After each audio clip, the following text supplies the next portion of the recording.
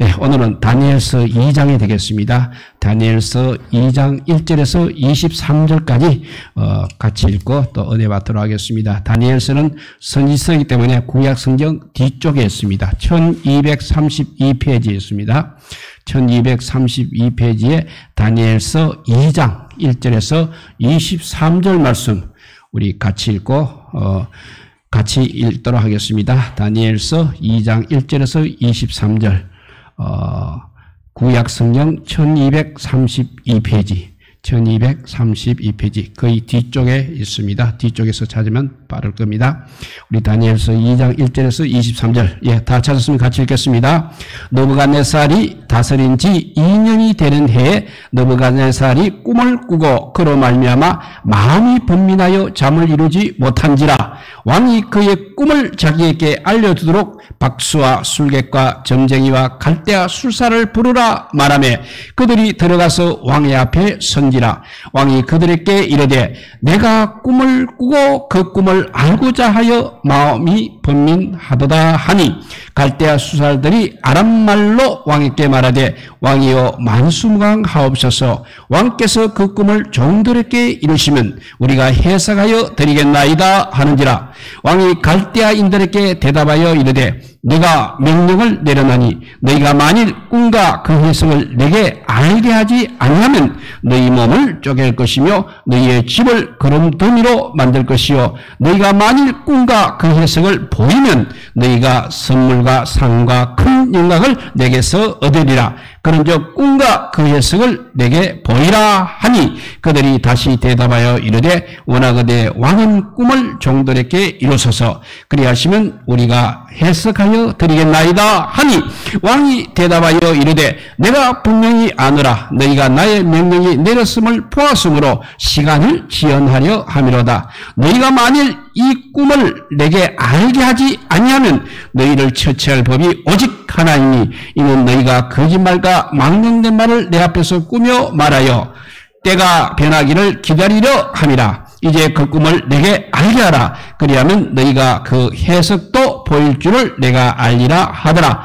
갈대아인들이 왕 앞에 대답하여 이르되 세상에는 왕의 그 일을 보일 자가 한 사람도 없으므로 어떤 크고 권력 있는 왕이라도 이런 것으로 박수에게나 술객에게나 가나안인들에게 물은 자가 없었나이다.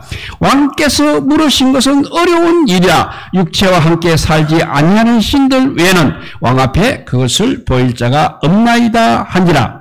왕이 이로 말미암아 진노하고 통문하여 바벨론의 모든 지혜자들을 다 죽이라 명령하니라. 왕의 명령이 내림에 지혜자들은 죽게 되었고 다니엘과 그의 친구들도 죽이려고 찾았더라. 그때 왕의 건의대장 아리옥이 바벨론 지혜자들을 죽이러 나가매 다니엘이 명찰하고 슬기로운 말로 왕의 건의대장 아리옥에게 물어 이르되 왕의 명령이 어찌 그리 급하냐 하니 아리옥이 그 일을 다니엘에게 알리며 다니엘이 들어가서 왕께 구하기를 시간을 주시면 왕에게 그 해석을 알려드리리다 하니라.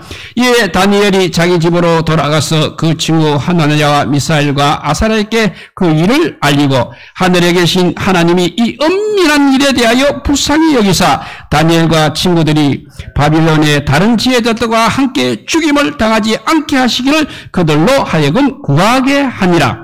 이에 이 엄밀한 것이 밤에 환상으로 다니엘에게 나타나 보이며 다니엘이 하늘에 계신 하나님을 찬송하니라. 다니엘이 말하여 이르되 영원부터 영원까지 하나님의 이름을 찬송할 것은 지혜와 능력이 그에게 있음이로다. 그런 때와 계절을 바꾸시며 왕들을 폐하시고 왕들을 세우시며 지혜자에게 지혜를 주시고 총명한 자에게 지식을 주시는도다. 그런 깊고 은밀한 일을 나타내시고 어두운 데 있는 것을 아시며 또 빛이 그와 함께 있도다. 나의 조상들의 하나님이여 주께서 이제 내게 지혜와 능력을 주시고 우리가 주께 구한 것을 내게 알게 하여 하셨사오니 내가 주께 감사하고 주를 찬양하나이다. 곧 주께서 왕의 그 일을 내게 보이셨나이다 하니라. 아멘.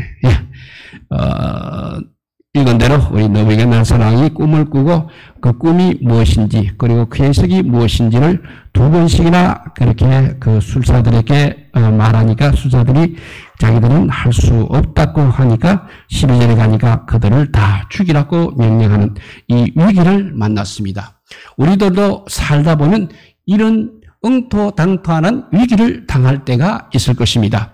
오늘 본문 보면 정말 다니엘도 심각한 위기를 만나고 있습니다. 다니엘이 만난 위기는 죽을 수도 있는 그런 위기였습니다.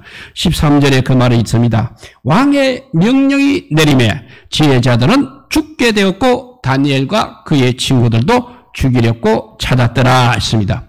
이제 바벨론으로 끌려와서 좀 지낼 만한 때가 되었는데 엉뚱하게 죽게 생긴 것입니다. 그런데 다니엘은 죽지 않는 것입니다. 왜냐하면 다니엘이 바로 이 위기를 잘 극복했기 때문인 것입니다. 본래 위기를 잘 극복했기 때문입니다. 위기를 통해서 본문을 통해서 우리가 위기를 만났을 때 그러면 우리가 어떻게 극복할 것인가를 오늘 한번 배우시기를 바랍니다. 오늘 본문의 사건은 느부갓네살 왕이 다스린 지 2년이 되는 해에 일어났다고 했습니다.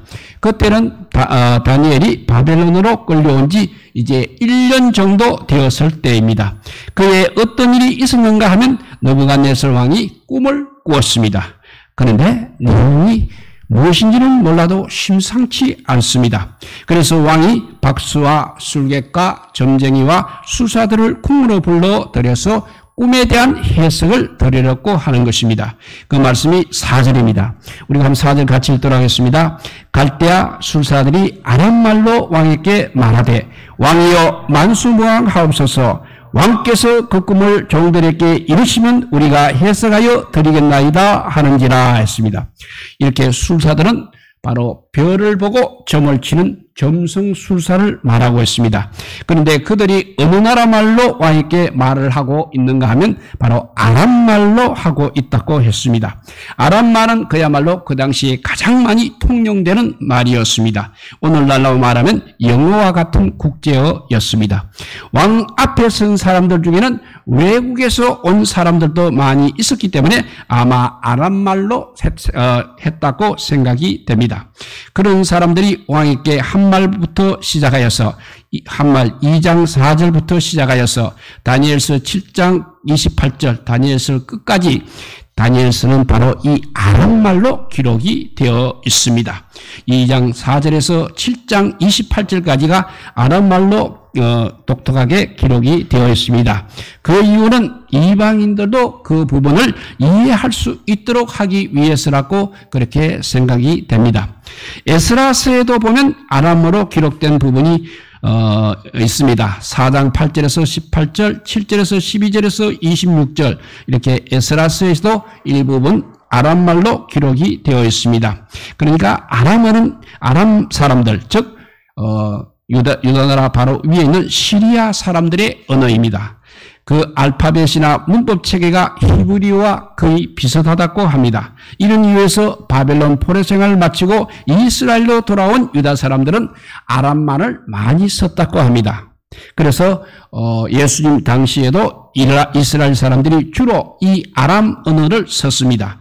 예수님께서 하신 말씀 중에 마가복음 5장 41절에 달리 달굼하는 말이나 또 엘리 마지막 돌아가실 때 엘리 엘리 라마 사박다니 하실 때가 말씀하신 것이 바로 아람어라고 합니다. 물론 자신들의 언어인 히브리어와 당시 세계의 새로운 국제어가 된 헬라어도 예수님 당시는 많이 썼습니다. 다시 몸으로 들어가서 꿈 내용을 말해주면 꿈 내용을 왕이 술사에게 말해주면 술사들은 해석해 드리겠다고 했습니다. 그런데 이 왕은 거꾸로 꿈 내용도 너희가 말하고 해석도 너희가 하라고 그렇게 말하고 있습니다. 그 말이 5절과 6절입니다. 그리고 5절과 6절을 같이 한번 읽어보도록 하겠습니다. 왕이 갈대아인들에게 대답하여 이르되 내가 명령을 내려나니 너희가 만일 꿈과 그 해석을 내게 알게 하지 아니하면 너희 몸을 쪼갤 것이며 너희의 집을 거름더미로 만들 것이요 너희가 만일 꿈과 그 해석을 보이면 너희가 선물과 상과 큰 영광을 내게서 얻으리라. 그는 저 꿈과 그 해석을 내게 보이라 하니 했습니다.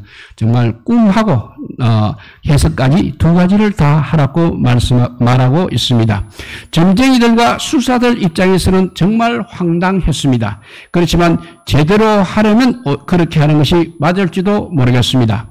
왜냐하면 꿈 내용을 말해주고 해석하라고 하면 해석을 바르게 하고 있는지 엉터리 하고 있는지 어떻게 알 수가 있겠습니까? 아니나 다를까 그렇게 말했더니 한 사람도 꿈 내용은 말하지 못했습니다. 화가 난 왕은 엉터리 지혜자들을 다 죽이라고 했습니다. 그 말씀이 12절입니다. 같이 읽습니다.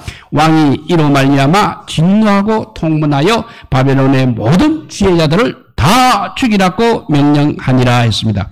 이렇게 해서 이제 지혜자들의 명단에 이름이 올라가 있던 다니엘과 다니엘의 세 친구도 죽게 된 것입니다. 다니엘과 세 친구에게 찾아온 위기가 정말 보통 심각하지 않는 것입니다. 이제 곧 죽게 되는 것입니다. 우리도 살다 보면 이런 위기를 만날 때가 있을 것입니다. 다니엘이 맞은 위기처럼 심각한 그 정도, 죽을 만큼 심각한 그 정도는 아니라고 할지라도 크고 작은 위기는 우리 인생에 얼마든지 만나게 되는 것입니다. 그럴 때 우리는 그러면 어떻게 해야 하는 것입니까? 심각한 위기를 잘 극복한 이 다니엘을 통해서 우리가 한번 위기를 극복하는 방법을 배우시기 바랍니다. 위기를 만나게 되면 첫째로 침착부터 해야 합니다. 침착해야 하는 것입니다. 14절과 15절 상반절만 읽어보도록 하겠습니다. 그때 왕의 건의대장 아리옥이 바벨론 지혜자들을 죽이러 나가매 다니엘이 명철하고 슬기로운 말로 왕의 건의대장 아리옥에게 물어 이르되 왕의 명령이 어찌 그리 급하냐 하니 했습니다. 이때 다니엘의 나이가 이제 붙잡아온 지 1년밖에 되지 않았으니까 15살에서 18살 정도인 것입니다. 그런데도 참 침착하게 말을 하고 있습니다. 우리가 바로 이 점을 먼저 배워야 하는 것입니다. 위기를 만나게 되면 대부분의 사람들은 당황하기 마련입니다. 무엇을 어떻게 해야 할지 모르고 있습니다. 그런데 위기를 만나면 만날수록 더 침착해야 하는 것입니다. 그래서 우리 속담에도 이런 말이 있습니다. 호랑이에게 물려가도 정신만 차리면 산다는 말이 있지 않습니까? 전도서 7장 14절 상반절에도 보면 형통한 날에는 기뻐하고 곤고한 날에는 뒤돌아보리라 하는 말씀이 있습니다. 여기서 뒤돌아가 아니고 되돌아보아라 하는 말씀이 있습니다. 여기서 되돌아보는 것이 바로 생각하라는 말이 되겠습니다. 그러면 위기를 만나면 무엇을 생각해야 하는 것입니까? 어떻게 위기를 벗어날 것인가를 생각하기 전에 왜 위기가 나에게 왔는지부터 먼저 생각을 해야 하는 것입니다. 왜 위기가 왔는지 그 원인을 알게 되면 벗어날 방법은 저절로 알게 되어 있는 것입니다.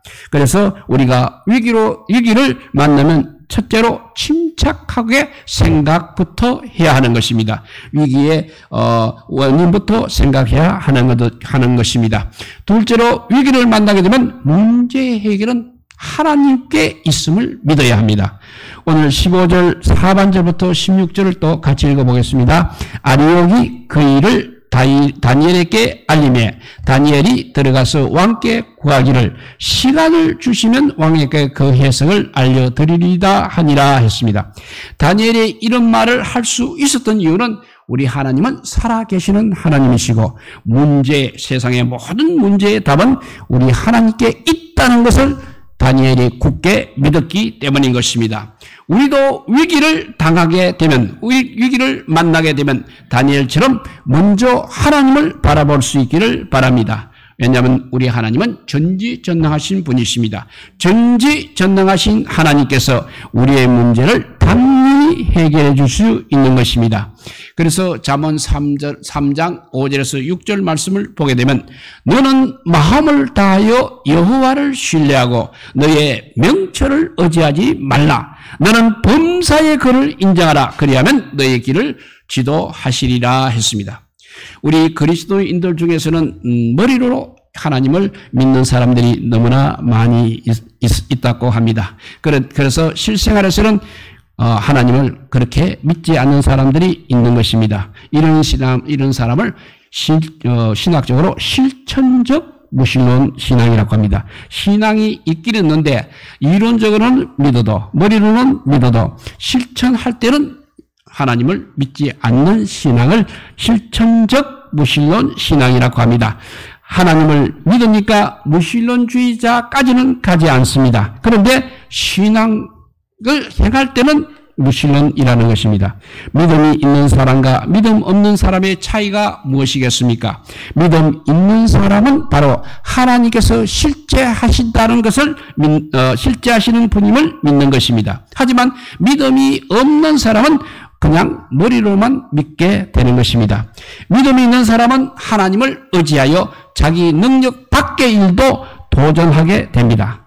그런데 믿음이 없는 사람은 자기 능력 밖의 일은 전혀 할 생각을 하고 있지 않는 것입니다.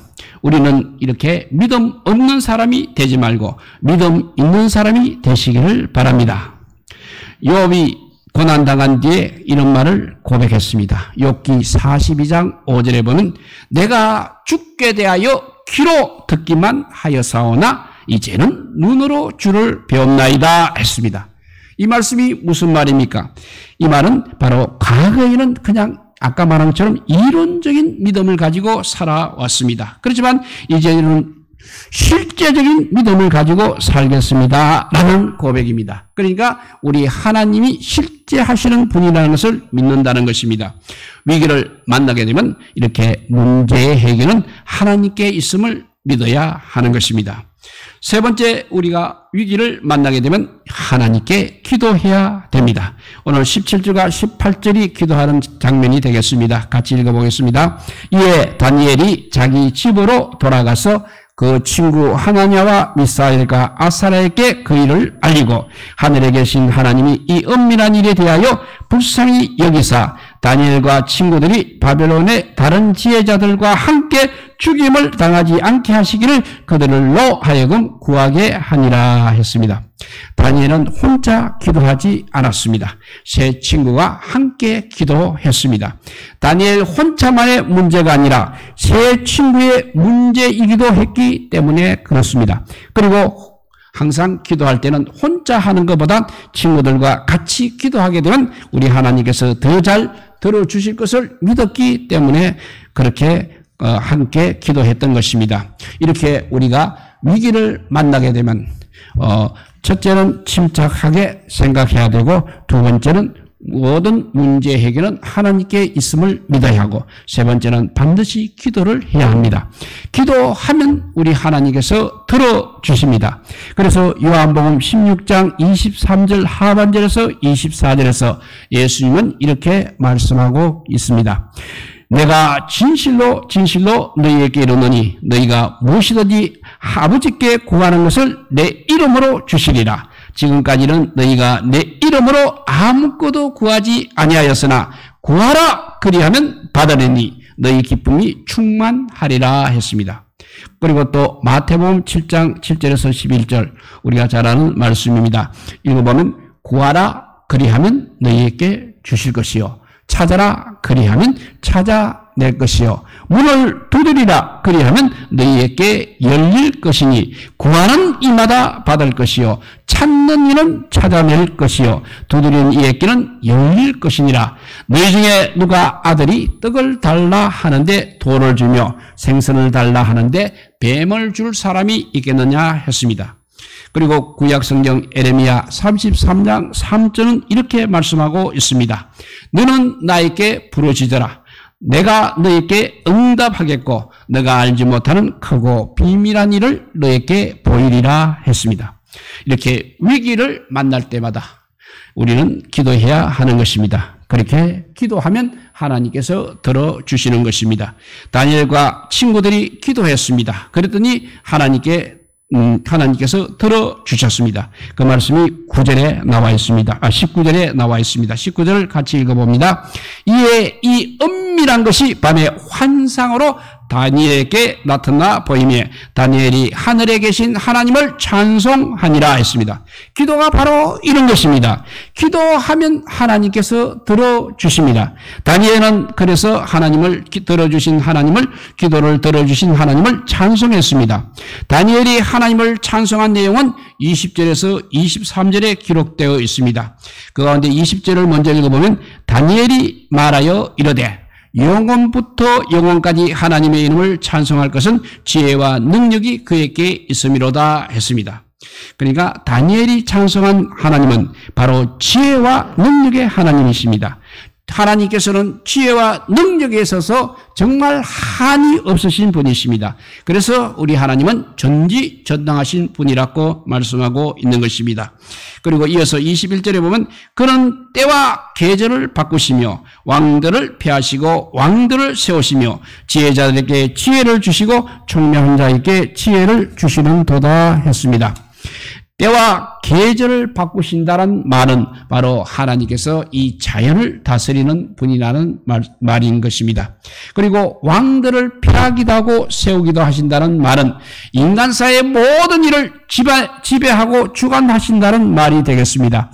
그리고 지혜자들에게 지혜를 주시고 총명한 자에게 지식을 주신다는 말은 모든 지혜와 모든 지식이 다 하나님께로부터 온다는 말인 것입니다. 그러므로 우리가 지혜와 지식이 필요하다면 하나님께 달라고 해야 된다는 것입니다.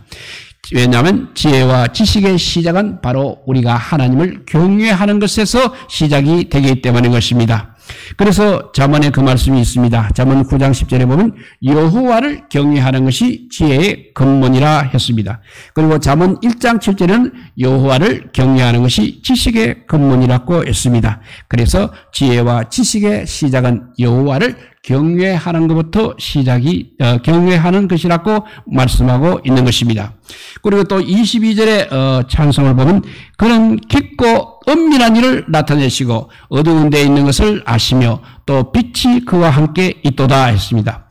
하나님은 그야말로 전지전능하시니까 모르는 것이 없습니다. 그래서 깊고 은밀한 일이라 할지라도 깊고 은밀한 일이라 해도 사람에게나 그렇습니다. 사람만 깊고 은밀한 일이지 하나님에게는 전혀 깊고 은밀한 일은 없는 것입니다.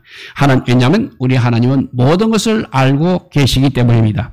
빛이 또 그와 함께 있다는 그 말은 비유적이기도 하고 실제적이기도 한 것입니다. 비유적으로 이해하면 하나님께서는 어둠을 몰아내시는 분이라는 뜻이 되겠습니다. 성경에서 어둠은 곧 죄와 죽음을 의미하는 것입니다.